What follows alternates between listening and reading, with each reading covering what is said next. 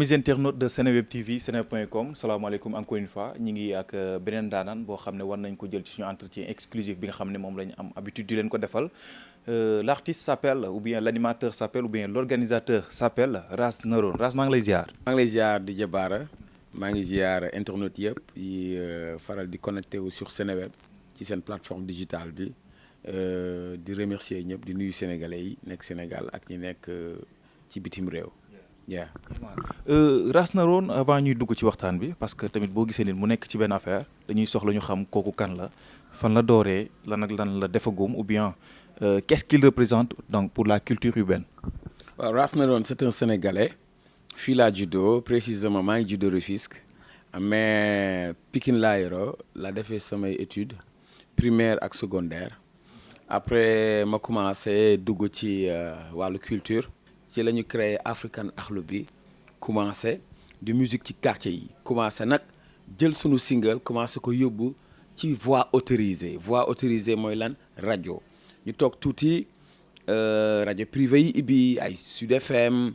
ay Dunia ñoom ñoo fi nekkoon ñu yóbbu sunuy maquette RTS dem si Michael Souma comme ñëpp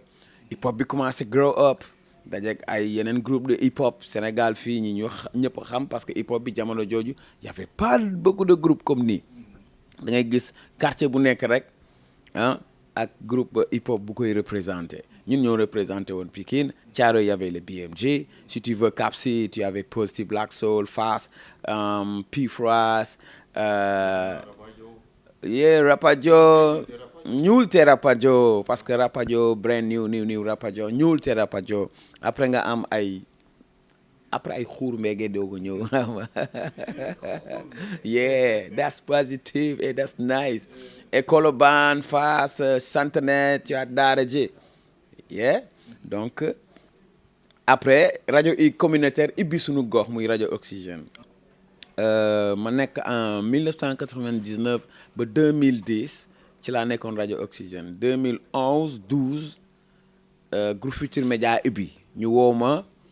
pour ma ñëw proposer ki ma woo sax Djibril Ndoye maa ngi koy nuyu au passage mon ami Djibril mu woo ma yow yaay Ras Neuron ma ne ko waaw dañ la bëgg est-ce que am nga jot pour ñëw kañ peut-être tey ma ne non aw ma jot mais next ma ñëw ñu ne ma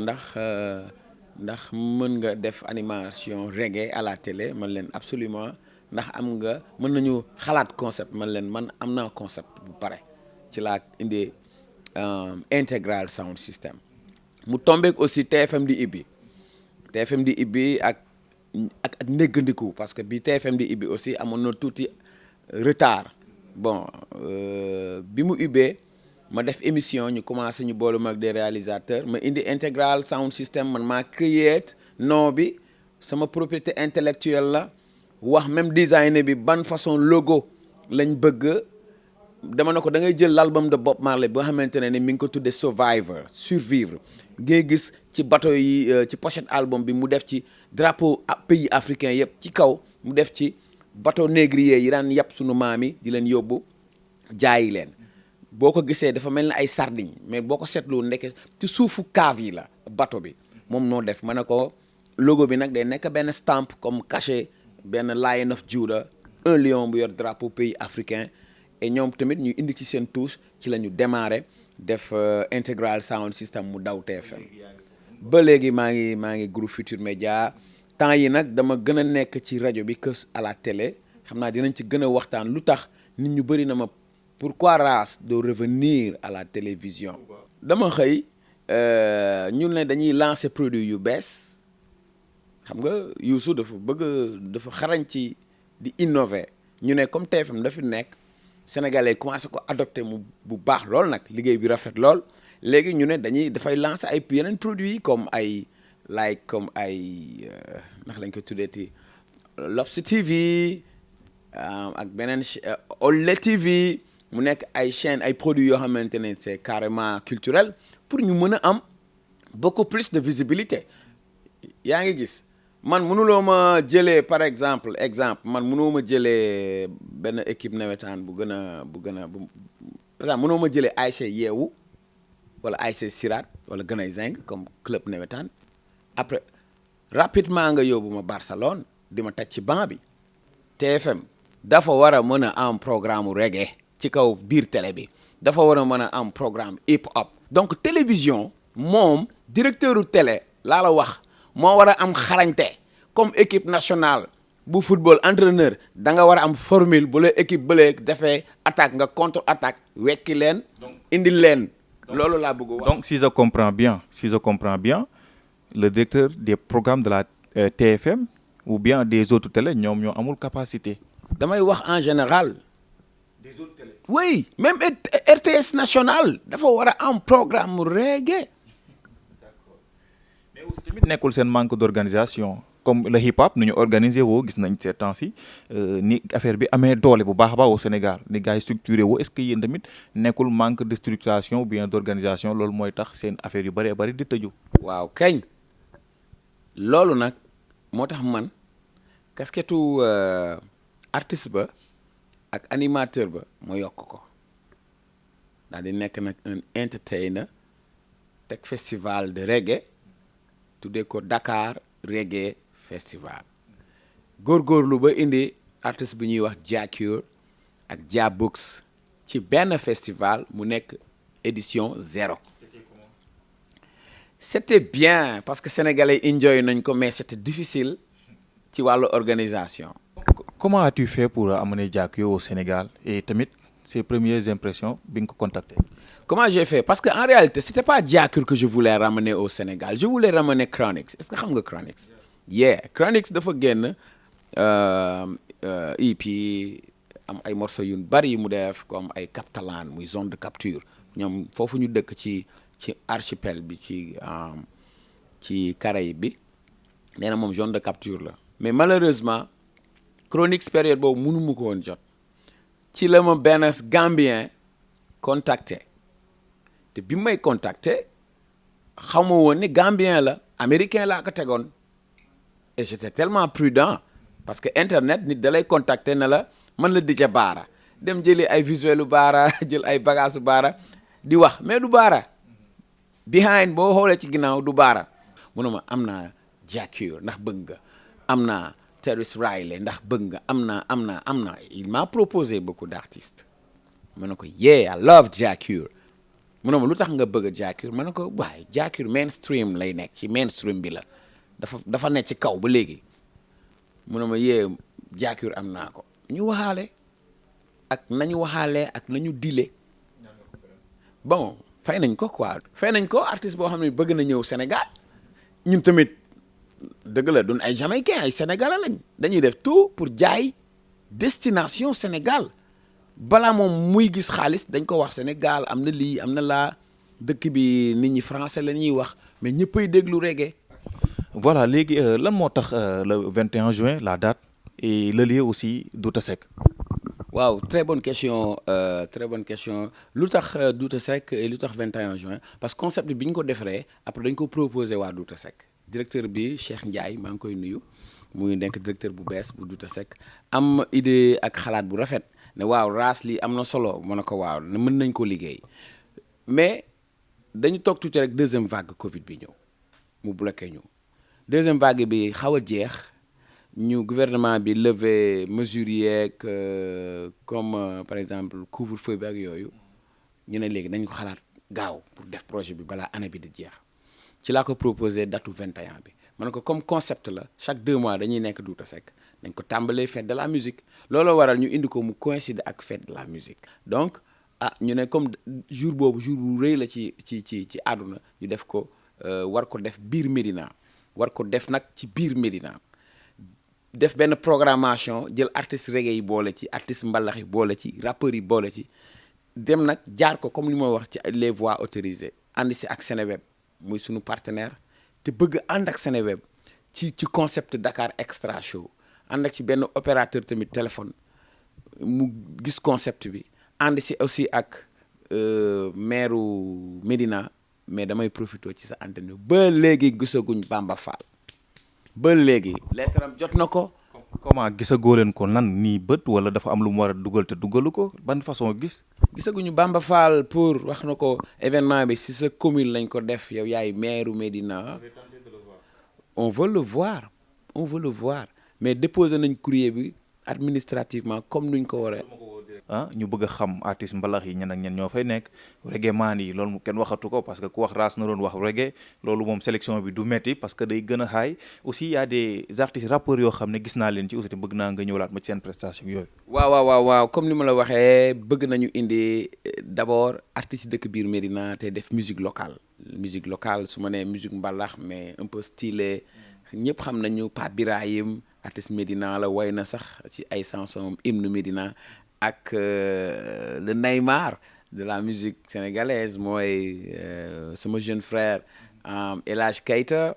bëgg nañu indi ñoom Tim Shelban bëgg nañu indi ñoom Mame Dji Rassoul Karazik bëgg nañu indi Naby Condé lauréat prix découverte RFI ay science ñoom seen style c'est carrément style comme les pirates xam nga beneen musique la les rappeurs yi dëkk fii Fata El Presidente am na projet bu mu am ak studio am ak soundam yi déggoon nañu pour mu ñëw Awadi il m'a dit malgré que il est overbooké moom dafa bëri bagage wax na dina ñëw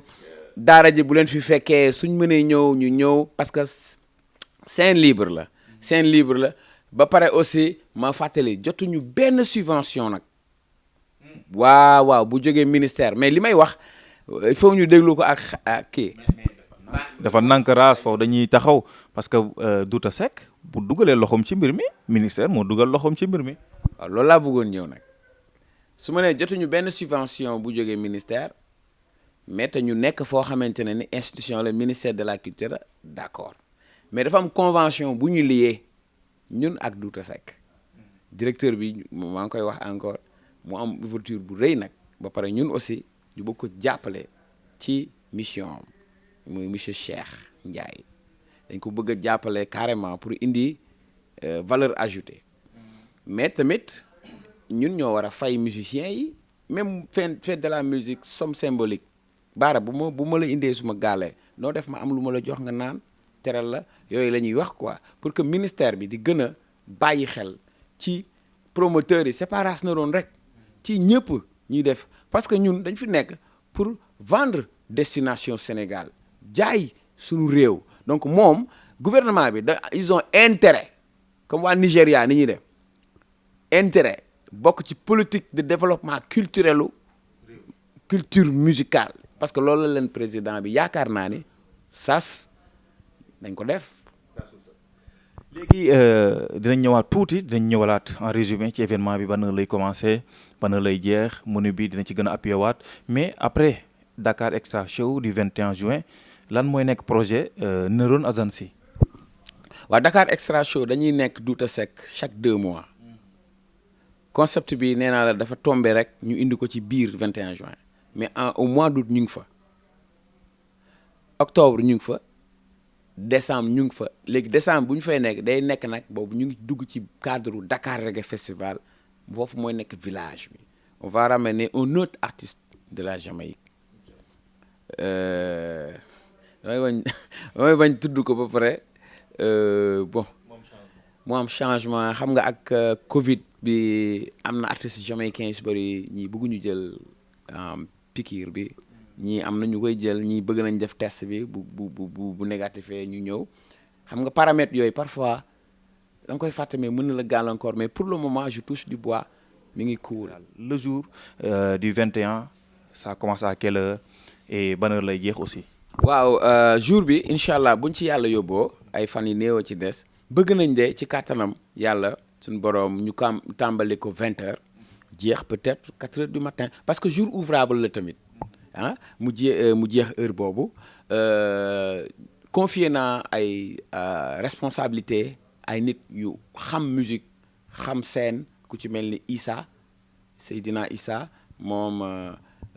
am na structure bu tudd Dof Sound Entertainer nekkoon na manager Dret Maxime jàppale woon na ma ci Dakar Reggae bi Issa Laye ñëpp xam nañ ko en tant que ingénieur du son mi ngi ci ñoom Agibou ñoom Sele ñoom Léonard Fall ñoom ñëpp en fait team bi ñoom aussi ak Douta Seck teamam parce que directeur Ndiaye mettre na ma aussi en rapport avec son équipe pour ñu liggéey loolu ñaan nañu yàlla mu ndax lépp yàlla la mu parfait waaw au plus tard au plus tard te artistes yi yéegul tamit ñu xam ne août am na 2 scènes ah octobre am na 2 scènes décembre am nañu 3 jours biir Douta Seck am beneen Dakar Reggae Festival muy tëj année 2021 incha allah ñu ñaan yàlla Covid bi génn fii jeex carrément baara ñu mën la yóbbu nga dem xooli festival bu ne ci kaw su ko defee boo ñibbisee yow di nga gën a comprendre ndeke Reggae Sénégal fii ak niveau ci Europe bi donte bokkul mais kon ñun lii moo nekkoon suñu problème il faut que plus de d'émissions de reggae ci rajo yëpp y a pas que Ras Narone qui est là comme animateur plus d'émissions de reggae ci télé yi ak leneen loolay doxal reggae bi mooy waral artistes yi ci période Covid bi duñ génn ci mbedd mi di marché mosoo gis américains yi dem ci mbedd di marché nga laaj leen lu tax ñu ne amatuñ luñ dundee parce que mainstream bi day fay gars yi dañuy get lot of money loolu dafa am liggéey. voilà c'était ça l'interview wala entretien bi nga xam ne amaloon nañ ko ak Ras Narone di ko bëggee bu baax a baax di la bàyyi nga def sa lasuwa balaa ñuy tëj. waa di la bëggee DJ Bara je t'ai écouté à la radio depuis longtemps nga nekk ci benn rajo doon fa liggéey ba tey yaa ngi Seneweb maa ngi lay bëggee di bëggee ñi nga xamante ne ni dañ may déglu sur la rajo RFM di nuyu sama directeur Alaaji Assane Gueye di ko ziar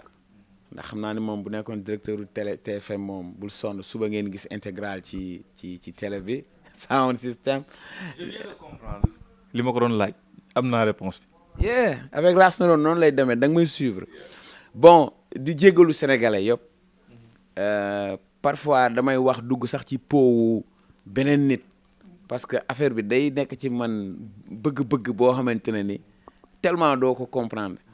samay sentiment day dem ba day ëpp damay xër maa ngi leen di béggee waa Seneweb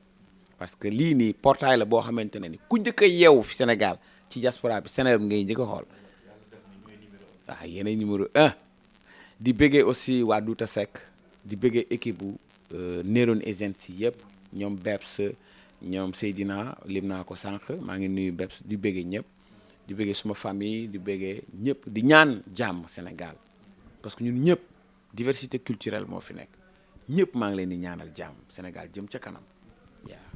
Amin, merci beaucoup. C'était Ras Narone de Nerone Agency. Rendez-vous le 21 juin à la maison de la culture Douta Seck pour le Dakar Extra Show. Merci beaucoup à Mohamed moo nekkoon ci cadrage bi aka Chakiri. One love à tout le monde. À très bientôt ci Seneweb TV.